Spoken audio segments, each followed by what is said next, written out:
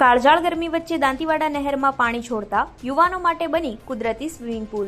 બનાસકાંઠામાં 40 ડિગ્રીને પાર પહોંચેલા આકરા તાપમાન વચ્ચે દાંતીવાડા ડેમની મુખ્ય નહેરમાં પાણી છોડવામાં આવ્યું છે।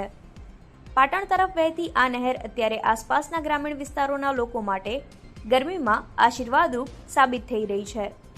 મોંઘા સ્વિમિંગ પુલના બદલે સામાન્ય અને મજૂર પરિવારના લોકો ગરમીથી બચવા માટે આ નહેરના ઠંડા પાણીનો સહારો લઈ રહ્યા છે।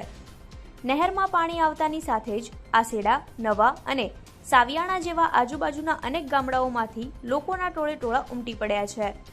બપોરના સમયે યુવાનો અને બાળકોના ગ્રુપ કલાકો સુધી નહેરમાં ડૂબકીઓ લગાવીને કાળઝાળ ગરમીમાં મોજ માણી રહ્યા છે।